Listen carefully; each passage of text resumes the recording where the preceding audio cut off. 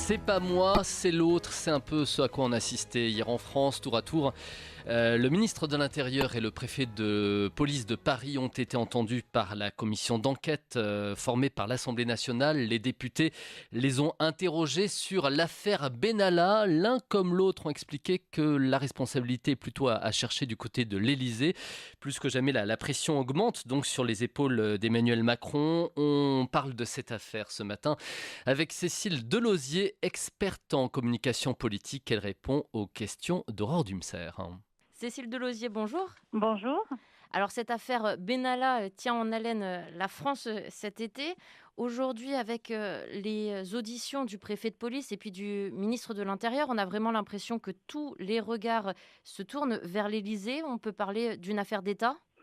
Je ne sais pas si on peut parler d'une affaire d'État, mais ce qui est intéressant, c'est qu'aujourd'hui, ceux qui prennent la parole, c'est pas ceux qu'on voudrait spécialement entendre.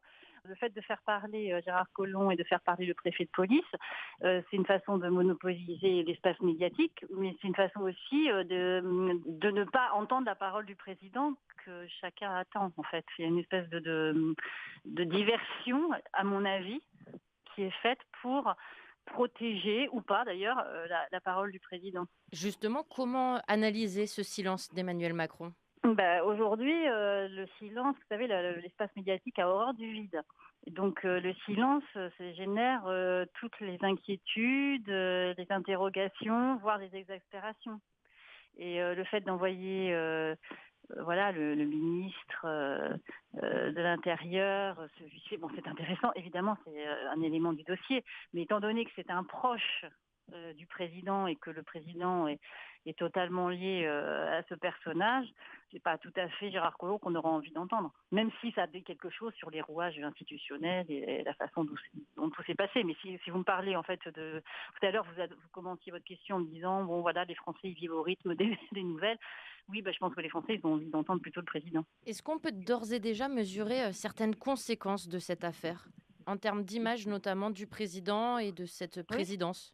Oui, parce que c'est une affaire qui est regrettable et évidemment qu'elle entache la probité, en tout cas la respectabilité de l'image du président.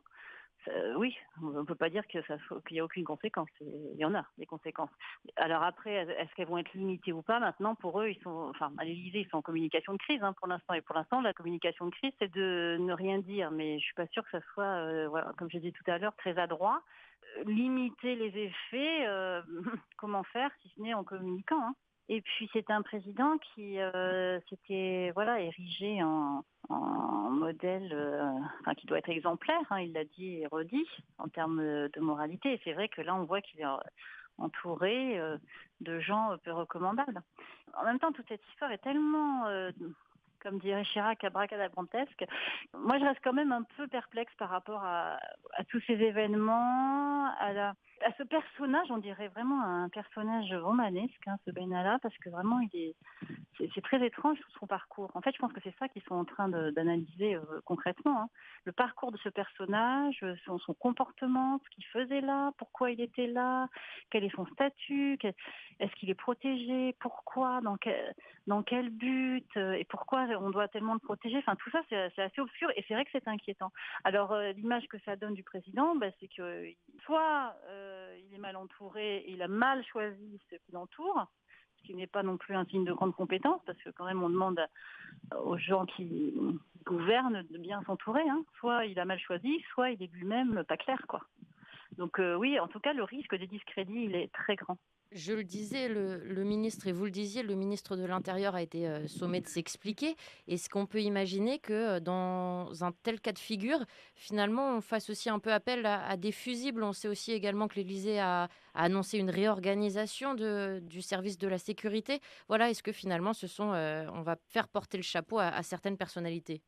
C'est certain que ça peut être un des éléments de réponse. On fait sauter le ministre de l'Intérieur ou quelqu'un d'autre et ça rachète une forme de blancheur, de moralité. Est-ce que vraiment les gens sont dupes? Je ne sais pas. Franchement, quand Gérard Collomb dit qu'il ne connaissait pas cette personne, on se demande s'il est sincère ou pas. De toute façon, il y a eu de nombreux dysfonctionnements. Donc, faire sauter le ministre de l'Intérieur, pourquoi pas? Mais est-ce que ça va racheter pour autant tout le système? C'est pas sûr. Et puis vous savez, quand on est dans une communication, de crise, il faut agir vite, hein. Et encore une fois, tout le temps qu'on laisse se dérouler là, il joue pas en la faveur du gouvernement, je trouve. Et donc même si après on fait un grand coup d'éclat, ça a du mal à rattraper le discrédit qui est déjà tombé sur le gouvernement. Une dernière question, vous avez un avis sur les prochaines étapes, sur le futur de cette affaire? Comment est-ce que tout ça va tourner, au moins dans les prochains jours, la prochaine semaine? Quand même, je trouve qu'il y a un emballement, il y a une surchauffe là, que, à mon avis, il va sortir à d'autres éléments. À mon avis, il nous manque des éléments pour vraiment comprendre. Et certains éléments qui vont nous donner un peu la nature des liens et des fonctions de cette personne. Aujourd'hui, je pense il nous manque vraiment des éléments au puzzle pour comprendre. Très bien, écoutez, merci beaucoup d'avoir partagé avec nous cette analyse. Merci Cécile Delaudier. Merci.